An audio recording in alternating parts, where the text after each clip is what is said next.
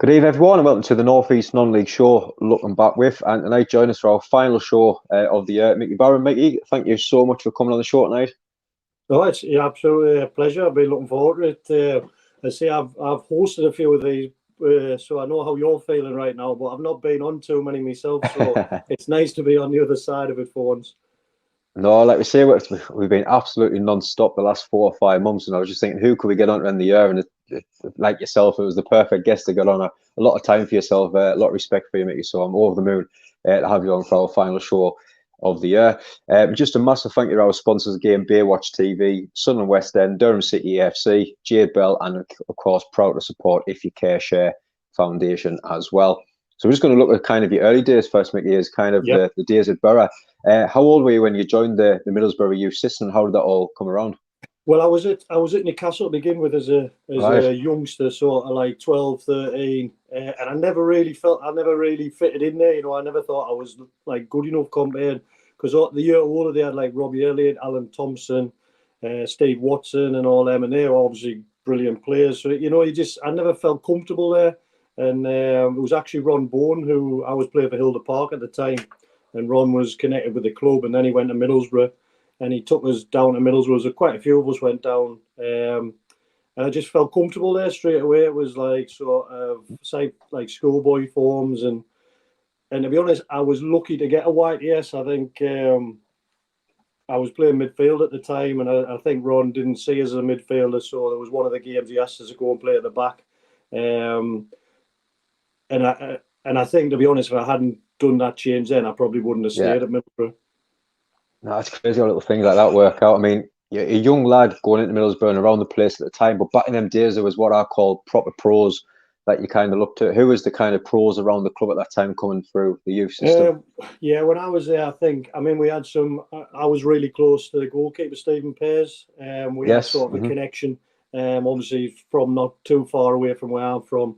And there was a great character, Gary Parkinson, who was really ill and has been for a few years now. But as you say, they were proper men. They were tough. Yeah. If your boots weren't clean, they would let you know in no uncertain terms, you know. But it wasn't the club that it became at that time, you know. It was still at Ayresome Park. There was like Bernie Slavin was there, and you were still having there wasn't loads of kit and stuff like that. But for the 2 years I was there as a white, yes, it was just fantastic times. We had such a great group of lads who still speak quite regularly now, and a lot of them went on to have good careers. So in my year we had Ben Roberts, a goalkeeper, Alan Moore, who played a lot of games. Phil Stamp was a year below us as well. So we had a good group of lads who you spend a lot of time together as a white. Yes, you're in early and you leave late. So.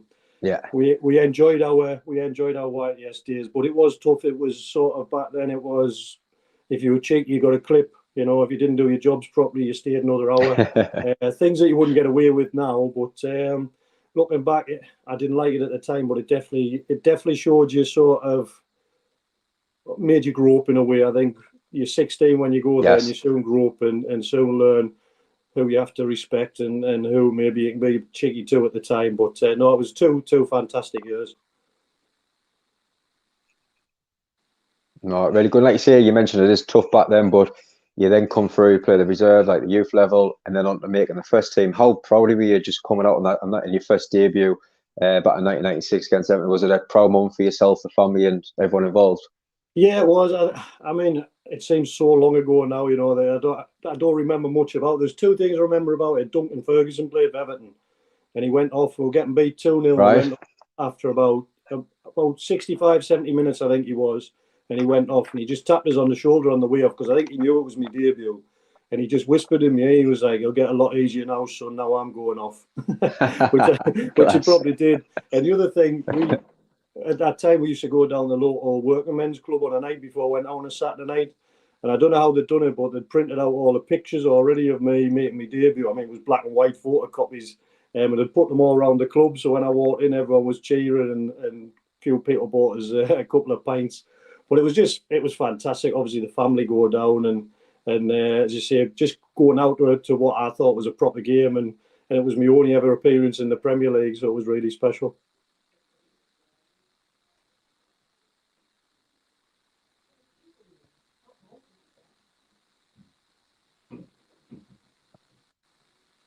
Yeah.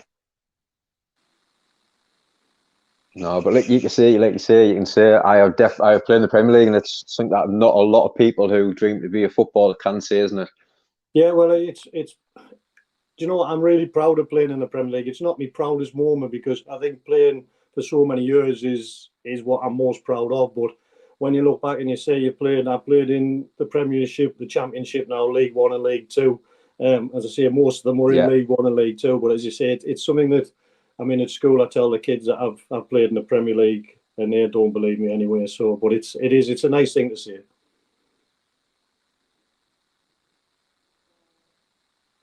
Yeah. Excellent. You went out originally on loan to Hartlepool, 1996, obviously game time, football league. After getting that taste of playing football kind of week in, week out, was that one of the bigger factors of leaving Barron to join Hartlepool? Yeah, it was. I remember going back and I think I played something like 16 games on loan and loved every single minute of it. I mean, Yeah. it wasn't anything like Middlesbrough, you know. You were training on like a local park. You were lucky to get a full set of kit if you could.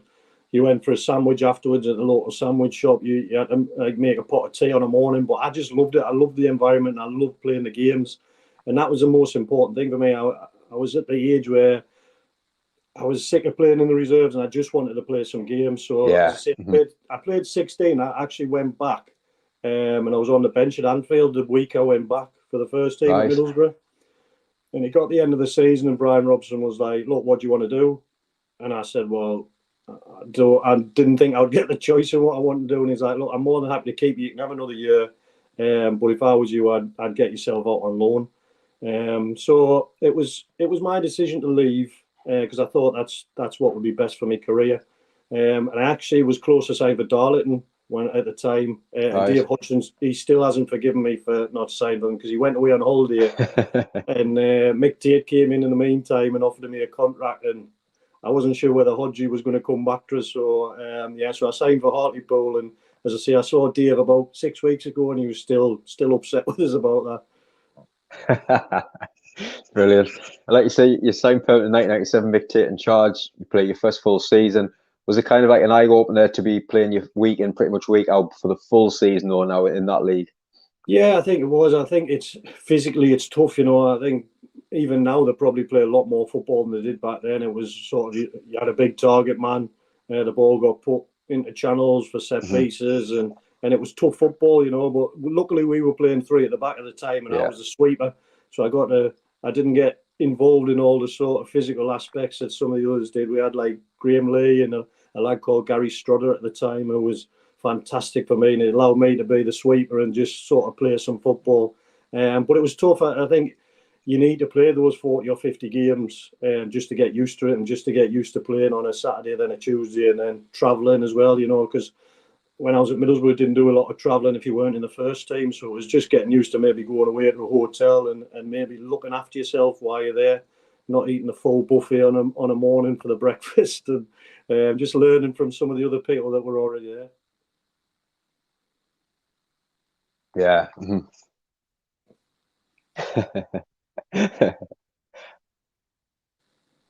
Definitely. In the first few seasons at Hartlepool, 17, 22nd, good, what I call good scraps in Division 3, but winning Fans Player of the Year, 98, 99. Was your confidence building? Obviously, at that time, doing well. Was there any interest from higher level above at that point? Well, to be honest, when I went there, I didn't think I'd be there. I thought maybe I would do a year there. I think that's a confidence I had in myself that I would do a year and then move on. And after the first season, there was some rumours about maybe a couple of championship clubs coming looking, but when you're playing, you just want to play, you know. And I didn't want to get in a situation where I went somewhere else and then wasn't playing again, and then had to go somewhere else on loan. And to be honest, I just, even though the club wasn't sort of functioning that well behind the scenes, you know, there was a lot of things needed to change to make it more professional. I was really enjoying myself. As I say, we had some brilliant characters. We had a good like spirit among the players, and I actually enjoyed that sort of having to drag everyone together, you know, and sort of helping each other out like that. So there was a couple of rumours about things, and then you hear like a few years later that this club were looking and this, that, and the other. But to be honest, it was never anything sort of firm or anything that I really wanted to do at the time, because as I say, I wanted to get. I mean, my main aim was I wanted to play 100 games, to get to 100 games as quickly as I could. Right. No, great. I mean, Chris Turner comes in early 1999, and after a couple of scraps, you could see things were starting to build a little bit, getting a squad together.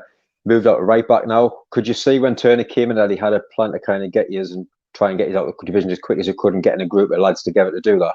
Yeah, you could. I mean, I think he found it tough at first. I think sort of going from youth team football to men's football and sort of the characters that were involved in that as well, you know. And I remember talking to Tommy Miller Senior, and Tommy was telling us that Chris was ready to resign at one point on the bus coming home from a game because he just didn't think he could do it. He sort of had enough, but he started getting the backing of the new owners as well, IOR, which came in, which definitely helped. It made things more professional. We had proper training ground, started getting proper kit. And I think that really helped him. And then, like you say, he signed some good players. We started to build a good team. And his tactics, and he had Colin West with him, who's back there now. And they were really close. And it just, everything started to gather pace, really. And like I say, the key thing was he signed 2 or 3 really good players. Yeah, and like you say, the next 3 seasons, and it's unbelievable when you look at it. I know that the playoffs, you lose to Darlow in the semi, you lose to Blackpool in the semis the year after, lose getting to Cheltenham the year after. As a player and obviously the management, how do you keep that together to push on the next season when it's just kind of, it must be biting away at you as that getting beaten in the semis or in the playoffs or every season for them 3 years? Yeah, it is. And to be honest, at the time, I didn't think of it like that. I just thought it was another season. We've got a good chance of getting promoted. And you look back and you think, well, how did the manager do that? How did he keep galvanised? Yeah. And maybe it was changing a few players or keeping the core group. But there was some of those games, like the Blackpool game, we were never, ever in it. We never had a sniff of winning it. But the Cheltenham one was so close to winning it. But I think the thing was the group of lads that you had. We had a core group of sort of 14 or 15 lads who was so tight and so together that Richie Humphries, like, he wrote a book about it, and everyone should take the mickey about missing the penalty, this, that, and the other. But it was sort of done in a nice way, you know. And even now, that group, we probably got about 10 or 11 of those that are still in the WhatsApp group. We're still taking the mickey out of each other, still having a big crack, trying to meet up whenever we can. And I think that was the thing. I think Chris got that core group right and kept us together. And as I say, at the time, it was like, well, it's a new season, and we've got every chance of getting promoted.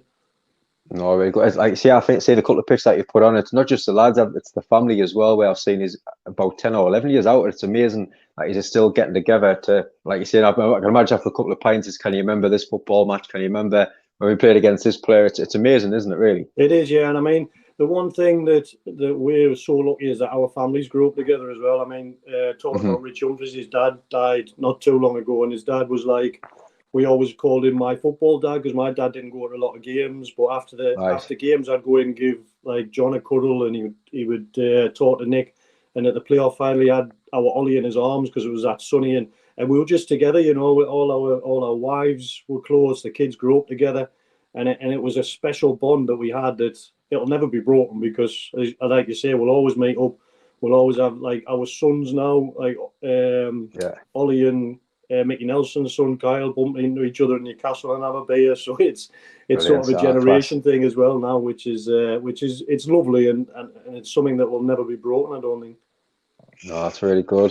And like you say, after them 3 seasons, you forget about the playoffs. You go automatically up. And I think after the last 3 seasons, I think that must have been the aim at the start, to say, let's get past these playoffs. We're good enough now. Let's just push on. But that must have been some party after finally going up. Yeah, it was. It was. I mean, I remember, I think it was Scunthorpe away when we actually got promoted, and we got beat 4-0.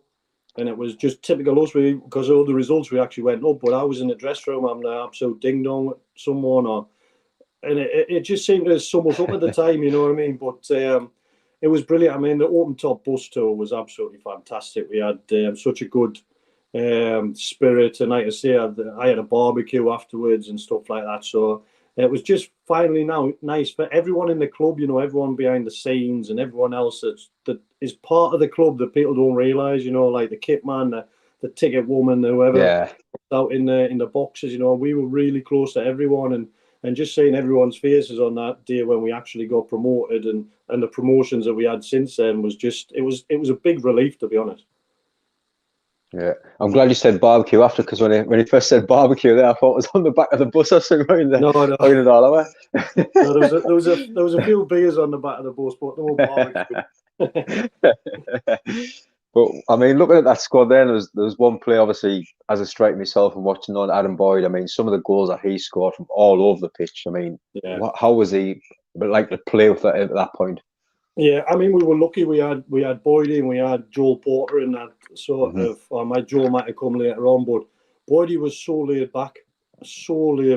But you could just give him the ball. You just give him the ball, and he would twist and turn, and before you know it, it'd be a goal.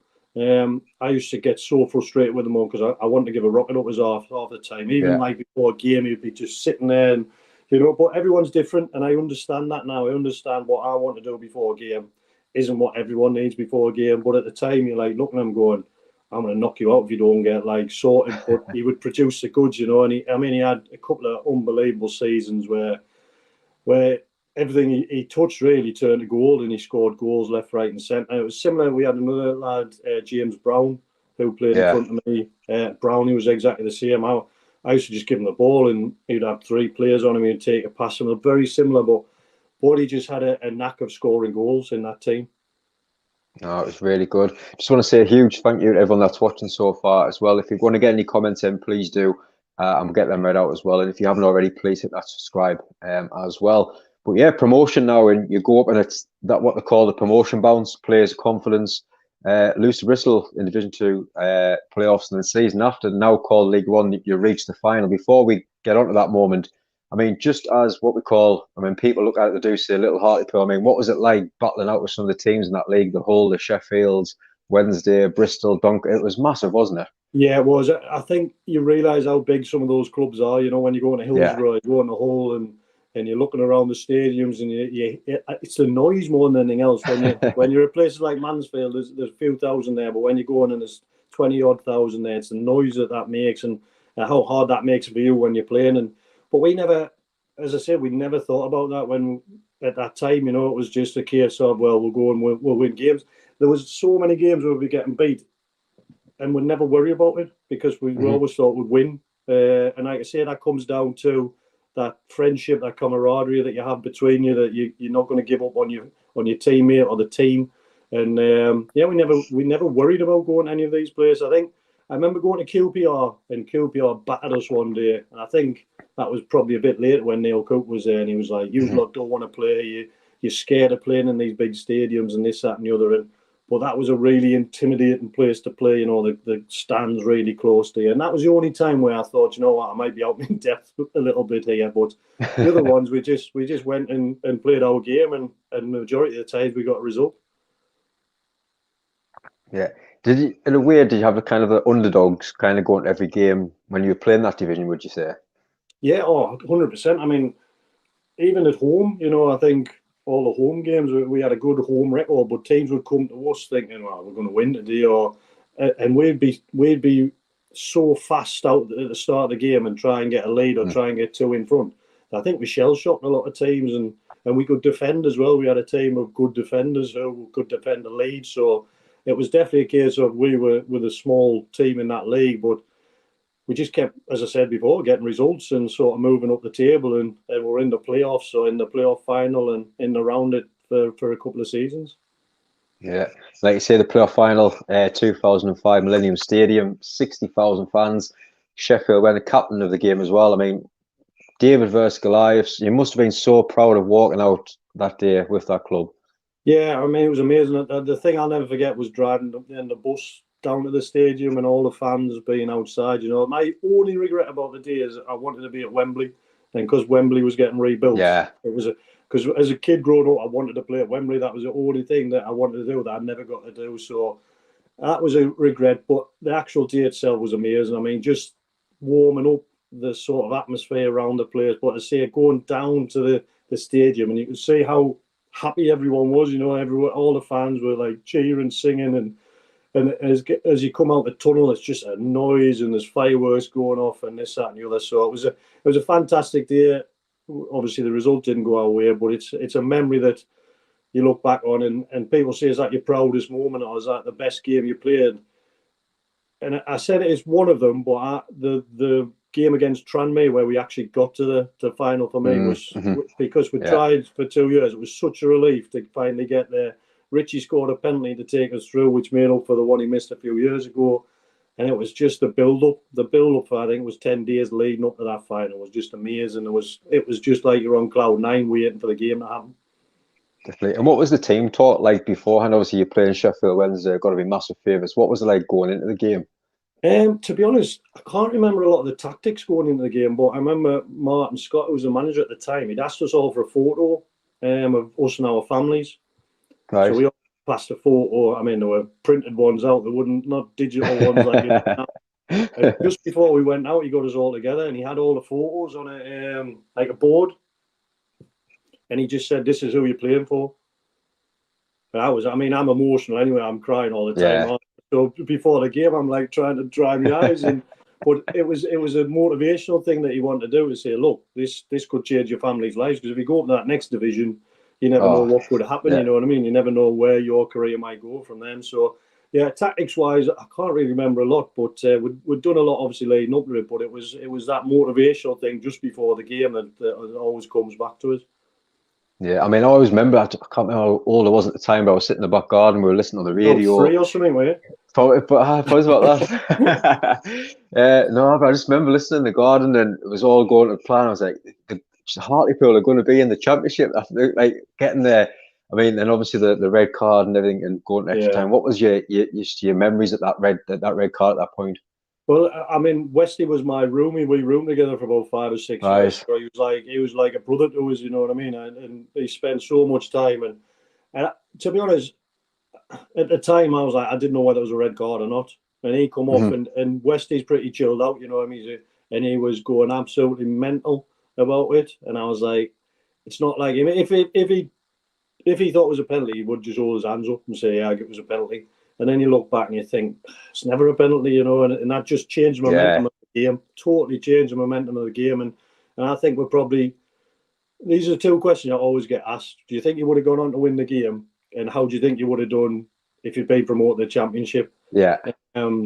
So they're the two sort of things that you always wonder about. And I honestly think if the penalty hadn't gone in, we would have gone on to win the game. Oh, 100%. Yeah. Like, see, even though I try to remember how old I was. I must have been about 6 or 7. I remember after the full-time whistle goes and obviously extra time now. And I remember sitting in the garden, little team, crying. Like, what are you crying for? I was like, Hartlepool's being beat. It was just like, what? Well, it's really just been amazing. Graham Lee was playing for Sheff Wed at the time. So we'd done all the media, we'd done all the bits and pieces. Obviously, Martin had said his stuff. We'd gone round each other, sort of, look, next year it'll be all right with this, that, and the other. And then we went upstairs to meet our families, and all the Sheff Wed players had just like sat down. And so we'd gone in like we would do anyway. If we were going wherever, we'd have a few beers. Darryl Clark would be cracking a few jokes, and before you know it, you're having a bit of a laugh and a bit of a giggle. And I said to Spike, I said, what's going on? None of you lot are like celebrating. He said, oh, we're all in tomorrow to find out if we get contracts or not. So they were like worried about theirs. So we just thought, oh, well, we've lost. We sorted out. And to be honest, we had an unbelievable trip home. We had like beers all the way home. We stopped off, and there was a couple of pubs that we stopped off on the journey. And there was some Hartlepool fans in there. And we were like, we've lost. We might as well enjoy the sort of occasion. Exactly. I remember getting back. I was Chesley Street at the time. I remember my wife picking us up, and we went for a McDonald's. It was about 6 o'clock in the morning. Sat at the McDonald's half cut in the garden. But that was what we were like. You know, I just think it was a case of, well, we've lost, but we can still enjoy it. You know, because we're proud of what we've achieved and proud of what we've done. So the bus journey home was pretty good for us. No, it was a massive change. What it would have been like if we'd won. Still out now. Just a question coming in there before we move on from Simi. Hello, any question for Mickey? What do you think of Mickey Robson? Matthew Robson, sorry. I'm not sure if you played with him. I know he's playing Sunday League now, I think, for Cox. I think it is, yeah. Your thoughts on that, yeah? Yeah, I played with Matty, a long time. And he had an unbelievable left foot. Fantastic left foot, a lot of ability, but he was absolutely rapid as well. He was strong, he was quick, I never thought Matty found his best position, and even when I went to Shildon a few years after that, he was at Shildon, and they didn't know whether to play him left back or left wing. Looking back now, he'd probably be a perfect wing back because he had so much energy, but he used to have such a good shot as well. I mean, he scored a few cracking goals with his left foot. Quiet lad, but just got on, and like I said, he was a good part of our squad and our team for a few years.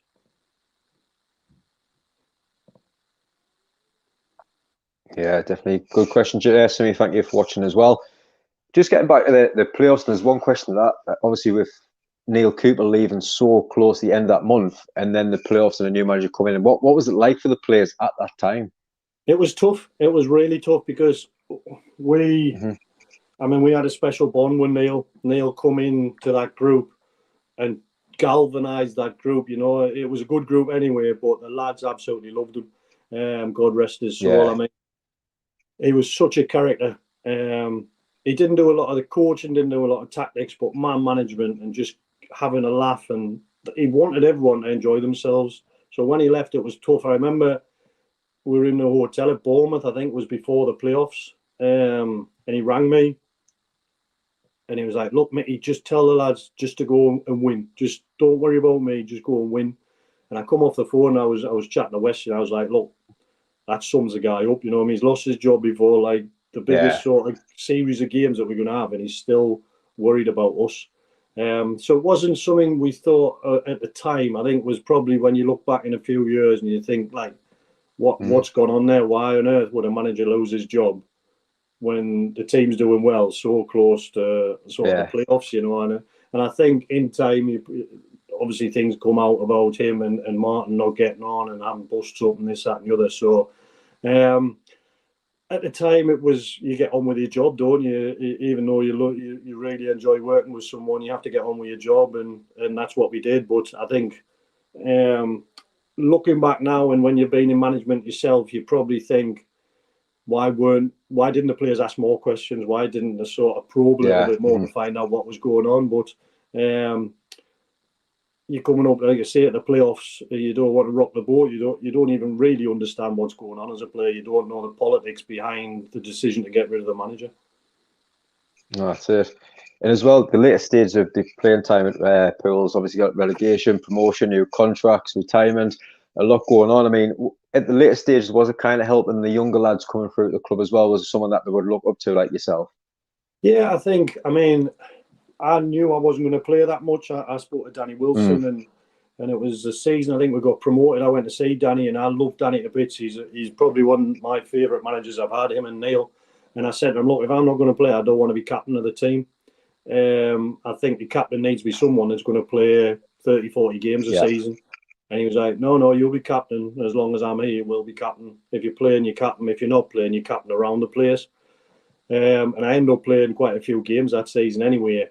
But I knew I was going to have to stop playing. I'd had a few troubles with my hips, a few injuries, and I didn't want to do it. And I was talking to someone the other day, and I probably would have gone somewhere else for a year and maybe played like 10 or 15 games. But the youth team job came up as I was getting close to retirement, and it was like sort of a perfect fit at the time. So I took over the youth team, hardly any coaching knowledge or background, but it was basically like just use your experience as a player and sort of try and get these lads to progress.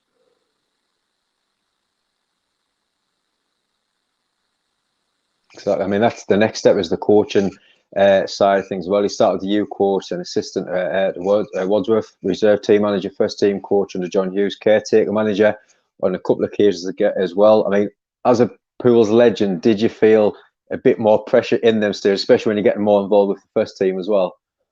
I think, and I've spoken to my wife about this quite a lot recently, actually, I think I put pressure on myself. I didn't feel pressure from anyone else. It was just pressure on myself because I always classed myself as a winner, and I wanted to win. And you want your team to win. You want your team to play well, but you want your team to win as well. And I found the youth team tough. I think youth teams go in cycles, and one year you might have a weak team, the next year you'll have a strong team, and sort of getting through that year when they're weaker, and then the next year being strong is tough. And I think my biggest regret is I probably should have stayed with the youth team for longer. and sort of really got that knowledge about coaching, about how to deal with players. But again, circumstances that Mick took over, they didn't have an assistant. There was times when I was doing the youth team in the morning. I remember doing the youth team at Chelsea Street and then driving to Peterborough for a first team game. And for 3 or 4 months, I was doing that. And it probably took away from the actual coaching. You know, I think going to the first team, you don't do as much coaching as you're putting on sessions rather than coaching. And looking back now and having sort of years in coaching, I probably wish I'd spent longer with the youth team and just really nailed down all the principles and all the stuff that you really want as a coach to. So you've got that identity of this is how I want to play, this is what I want all my positions to look like. But circumstances sometimes don't let that happen. Yeah, like you say, it's hard as well, like going to youth then coming to there. But I always remember at that time, it was obviously doing still well in the league, but it was the budget wasn't as big as obviously other teams in there, and there was players getting signed from, like a few players coming from Ireland and stuff like that. They've probably never played at that level before, but you're still kind of getting them results and being above where the budget actually was, really, weren't you? Yeah, well, I think that's one thing I've found when you've dropped into non-league is the budgets. The teams with the best budgets will normally finish near the top of the league. Doesn't matter what league you're in. And to be honest, Mick Wadsworth was even with that team. When you look back now and you think he was hard up the table in League One, it wasn't the most exciting football. Yeah. It was very pragmatic, you know. It was like, get the ball forward, we'll play this way. Even his training was like that. The lads didn't enjoy training, but he was getting results. And when he left, it was almost like that was the start of, I think, the decline. You know, I think the probably appointments after that until John Hughes weren't the right ones. Then they brought John in, who, if he'd been given time, would have been absolutely brilliant. Fantastic manager, fantastic coach, had some brilliant ideas. But he couldn't work with the system. He couldn't work with IOR, the owners, how they want to do things. And so like you say, you look back and Mick Wadsworth was doing a good job at the time.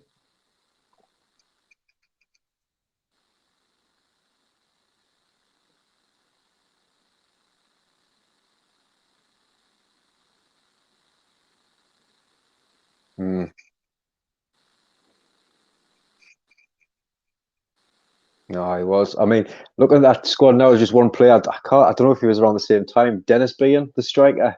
Yeah, Dennis was. I think he lived. Yeah, he was what a player, what a fella he was like. Yeah, I think he was a bit of a character, wasn't he? He wasn't someone I knew very well because I think I was with the youth team at the time. Right.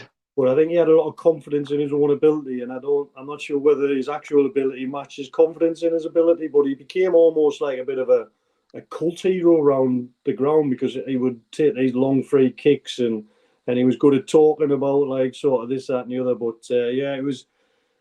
Like you say, I think that was a time when they maybe were pulling the strings on the budget a little bit. And like you say, they brought a few lads over from Ireland who hadn't played at that level before. And I think if you're not used to that level or you haven't played the one below and then stepping up, I think they found it quite tough. No, I always remember because I don't know if he lived in the village because I was at Sherburn at the time. He lived in a village next to us. He always used to come to bookies. That's how we got met in there. We had a little chat in there. And then within 2 or 3 months, I remember going down like the local sports centre training with Sunday League side at the point, and here he is, our coach. He took over at the end of the season. It was brilliant. It was like, it was class. The crack was unbelievable. Like, absolutely brilliant. Really good. Question coming in as well. Mickey, what would you say is the biggest difference between Pools then and Pools now, both on and off the field?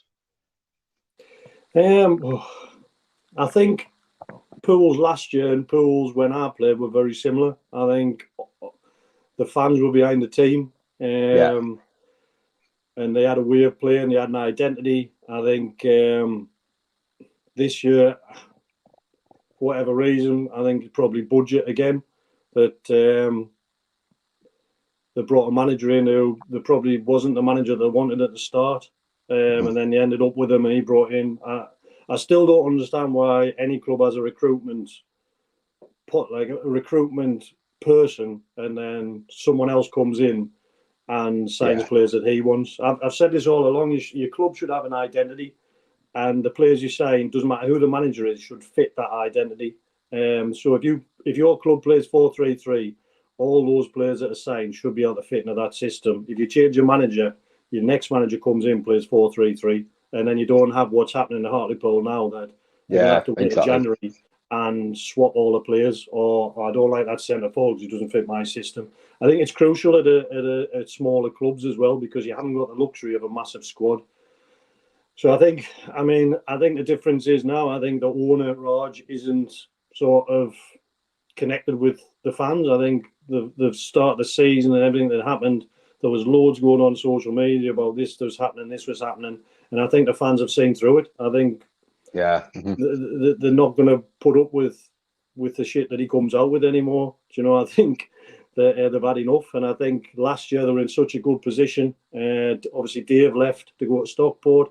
Spike and Nels went in, and everyone was complaining about the end of the season. But I honestly think if they kept Spike and Nelson and give them a chance to build a team, that they would be in a lot better position than they are now. No, 100% as well. Just mentioning Mickey there, Nelson, and obviously you've become assistant manager at Blyth in 2020, temporary charge as well. Then after, what was your time like at Blyth Spartans? It was tough, really tough. A couple of things. Nels rang me a couple of times, like, mate, come up and help us. And I was like, I've got no interest, Nels, I don't want to do it. And then he was like, no, come up. And he says, well, we'll have a bit crack. And so I went up and met the staff and this, that, and the other. And then he was like, I said, we were playing Saturday. He was like, Gloucester? And I was like, Gloucester?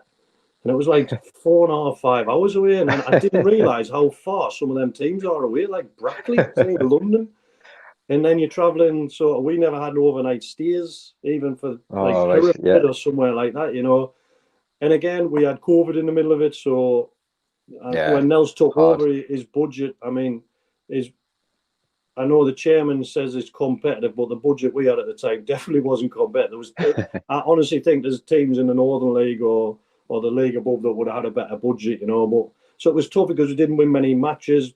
COVID came and we were sort of training through that, looking forward to the next season, and the budget improved, but still not to a level where you think you can be competitive. And then that is a good league, you know, there's a lot of really good players in that league. It's competitive, and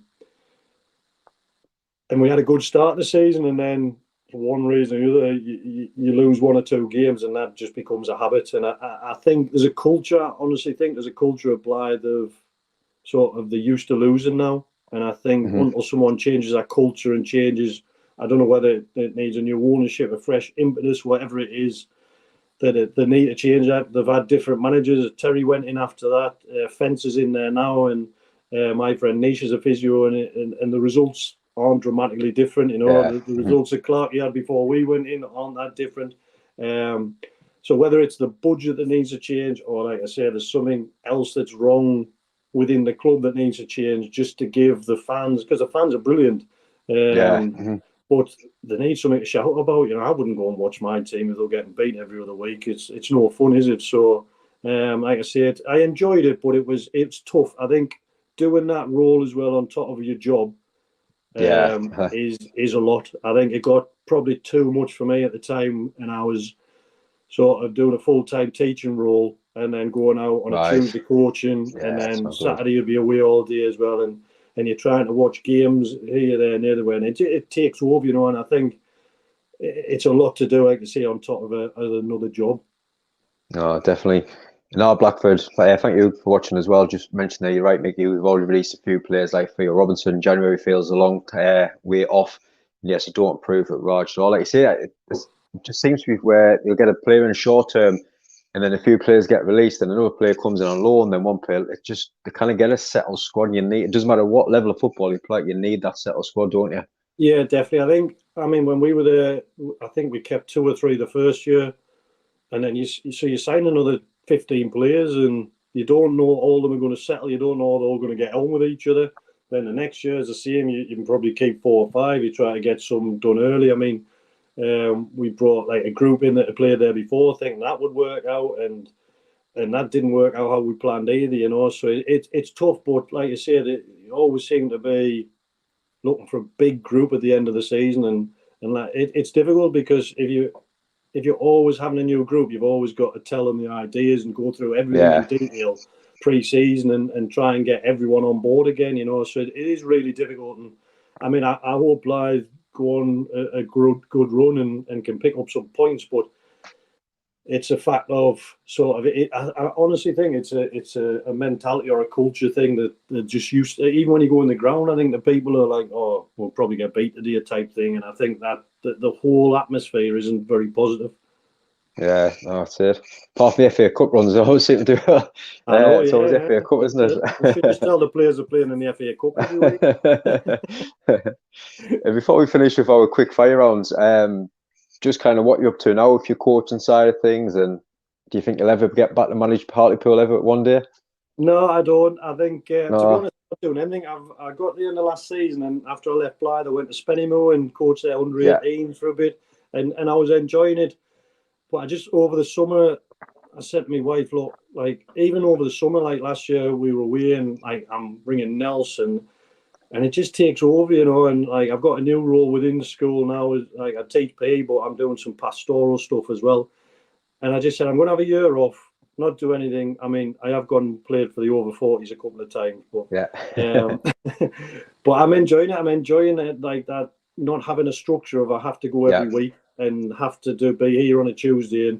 And to be honest, pre-season, I went to quite a few games with Nelson, just enjoyed watching games. And I went up to concert the other week to watch a game up there. So if I want to go to a game, I will. Like I can't remember ever going to, last time I went to a Premier League game because I've always been doing something. So it's like, or going down to Middlesbrough, because when you're away on a Saturday, if they play on a Sunday, you think, oh, well, I've been away already. I don't want to go away again, like for the day. So I'm having a year off, and to be honest, I think that might be it. I think this might be the time where I think I've tried it, I've done it, and sort of not park it forever, but do something else, try something else, and then if in a few years' time I get the bug again and think, oh, I'm a different person now, or I've got different ideas, or this might work that I didn't do last time, and if I want to do that, then I can. If not, then I can just look back and think, well, I enjoyed my football career, management, coaching. I've had some good bits, not so good bits, but I've tried, and like I say, it's not something that I'm desperate to get back into. Yeah, definitely. Just before we get into the quick fire, because I can imagine there's going to be some great answers coming up for this one as well. Our Blackford, great episode, lads, very enjoyable. Matty Robson mentioned earlier, might be a good video. He played many years at Pools, Carlisle, and then at Shildon. You'd have to get a wide lens for his chin, or get that chin. So always finish with our quick fire round, 5 questions. Number one, mate, best manager that you've worked under, and why? I'd have to do joint. I think Neil Cooper and Danny Wilson. Coops was just infectious. He was just such an amazing character, and I miss him to death. I miss picking the phone up to him or just sending him a text. The day I found out he'd passed away, I was actually in Holland with a team, and I was so upset. You know, you just think he's such a character, you know, and such a lovely, warm person. And you're not going to see him again, but he was brilliant for that squad at the time. He was amazing, and just what that squad needed. And similar for Danny. Danny, I was actually talking to a friend of mine the other day who's a head teacher, and he was saying, I always remember you talking about Danny, and Danny had this brilliant way of, the only way I can describe it is I would go in and full of hell that I wasn't playing. So I'd be right, I'm going to tell Danny this, I'm going to fucking tell him that I should be playing this, that and the other. And they'd come out and the lads would be waiting, you know, like, oh, what happened, mate? And he'd come out and be like, everything's all right. Like, he was absolutely sound. And it was only afterwards when I spoke to Danny that he would turn it back on you. So your first question as a player is, why am I not playing? Right? That's what I want to know. So Danny would always say, well, you tell me 3 things that you need to improve on to get in the team. So I'd be like, well, maybe me crossing, me passing, me tackling, whatever. So then he hasn't actually given you any bad news. You've told him what you need to improve. So then he goes back and says, well, you improve those 3 things, mate, you probably get back in the team, son. So I'd be like, all right, okay. So you come out and he's not said anything negative to you. All he's done is confirm what you've said, like, to yourself, basically. And he was brilliant at man management. His training, he did a lot of tactical stuff as well. But he had little things where he had a really happy squad because of the way he manages the squad. And there'll not be many people in that squad that will have a bad word to say about Danny, even lads who maybe released, or even lads that didn't play very much, because the way he treated people. And I think other managers didn't do it as well as he did. Should we put it that way? Yeah. Number 2, best teammate that you played with. And why? Oh my God, I've Loads. got so many.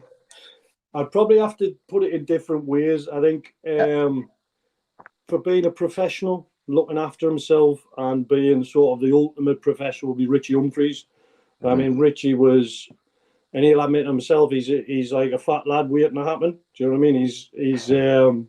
He can put on a bit of weight, but he used to look after himself so much.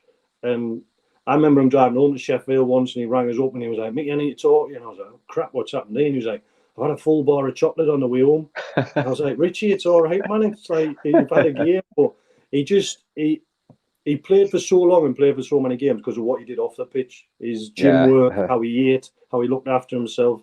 So professional him. Player I used to love playing with was Tinks, Mark Tinkler. Yeah. And Tinks doesn't get enough credit of how good a footballer he was. He was magnificent. He shouldn't have been playing at our level, but probably because he spent too much time in Byers Green Club that he was playing with us every week. But ability-wise, he was magnificent. And off the pitch as well, Tinks is, if you ever get a chance to have a beer with Tinks, it is legendary. Like anything could happen type thing. And the other one that probably springs to mind is Darryl Clark, who Darryl was a good footballer, but what a character he was around the building. Like he glued everyone together. He would hammer absolutely everyone, doesn't matter who you were. Would go to the PFA doing to be some like Premier League players. He would hammer them. He just didn't care, you know. He was such a brilliant character. And if you speak to him, he'll even admit, I think he got probably another couple of years contract at the time just because of how he was. But I've been so lucky to play with some brilliant players, you know, but the characters are what you remember, I think, more than anything else, you know. I go to the over 40s now, and our goalkeeper of the over 40s is man as a hatter, and he's like someone I'll never forget because of the way he is and what he does and what he says. But it's like I say, there's too many to mention really, but definitely, I think Richie as a professional probably stands out more than everyone else. He'll love me for saying that. And I was talking to a few of my mates, we always say kind of the players that we played with. And it's funny enough because I mean, when we played a couple of daft charity games, I played 2 games with yourself and I scored 8 goals in them 2 games. So I think if I played for a bit more with you, I could have been doing all sorts. Like I don't know what that's how to do with me. I think that's more to do with you than me. The best opposition player that you played against? Oh, see, I've been asked this a lot, and I always take like the Middlesbrough sort of side out of it because I didn't play against those players on a regular basis. But Kevin Gallen, that was a QPR centre forward, he was really difficult to play with. He was a good player, he was strong, he could just zing a ball the other side of the pitch. But the one that I always say, and he ended up being a teammate of mine and quite a good friend actually, was Marco Gabbiadini. Gabbers was a pain in the arse. He was good in the air. He could hang in the air. He was strong. He could finish, but he would twist and turn, and he was a pain. He would chat to you all game, and it was only when he's on your team you realise, like, oh bloody hell, how good he is. You know what I mean? Yeah. And it was every time I played against Gabbers, I wasn't looking forward to it. I think I would rather play against a big, like, target man that's going to elbow you and try and kick you. But Gabbers, I mean, he had an unbelievable career, but I think the thing with Gabbers is if he got a chance, he would score. And at that level, it's important, I think. So so another one who, I mean, he did turn into who I hated playing against, who ended up being a good friend of mine. Number 4, best footballing moment? Oh, I mean, my third day comeback for the over 40s, probably. I've retired about 3 times. Oh, do you know what? It's a tough question, that. Because everyone will expect us to say the playoff final, but probably what I said before. I think the semi-final at Tranmere was, for me, it was such a relief to know that we had that big occasion to come. And it wasn't just for me, it was for our teammates, our families. Like I said, Richie's mum and dad travelled everywhere, so did loads of other people. and just the smile. I remember going into the sort of room upstairs afterwards, and the chairman and the chief exec, but everyone was just so happy. And I think when you've done something to make like a group of people happy, and then all the fans happy, and that for me was as big as an occasion as the final. So I'd probably say that night at Tranmere when Richie scored the penalty. Oh, amazing.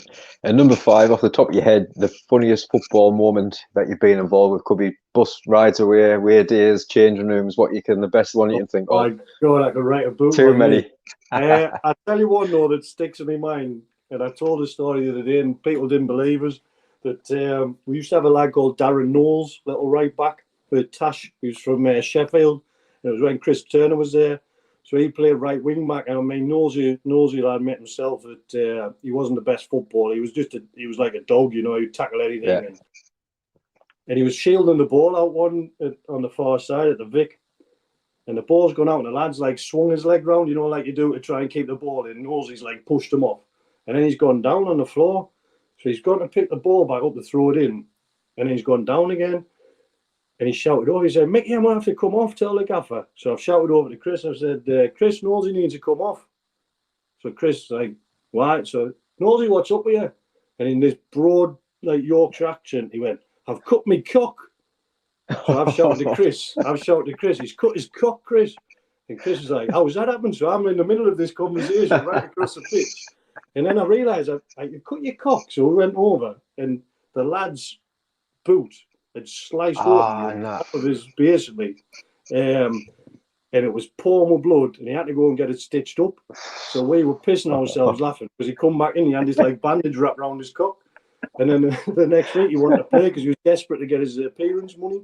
So he tried to get a physio to strap it up, and he put this massive bandage around it, but he wasn't allowed to play anyway. But it probably wasn't funny for him, but just me shouting, having that conversation with Chris across the pitch about Nosy cutting his cock, it always sticks in my mind. But as I say, I can imagine the players on the pitch like, what's going on here?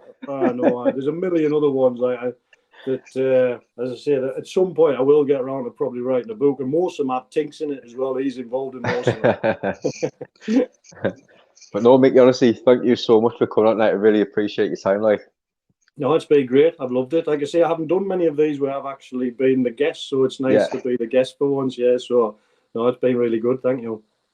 Excellent. But again, as well, everyone that's been watching, not just tonight, but throughout the last 3 or 4 months since we started the channel, just want to say a massive thank you. I think about 10 away now from 600 subscribers, over 3,000 hours of watch time now. It's absolutely amazing. We can't do it without you. But this is our final one of the year now. A little break with the family, obviously Christmas and back in mid-January. A little breakaway. Going to Butlins tomorrow for a winter wonderland away with the kids. So nice. That's the start of it all. Chill out a little bit. But believe it or not, I know it's miles away, but from mid-January, fully booked up till early February with guests coming on. We've got people who want actually messaging to come on the channel now, which is absolutely fantastic as well. But we're trying to get out as many non-league games as well. We're just round Sun West End again yesterday. The blog's just on the channel, so get yourselves across and watching that as well.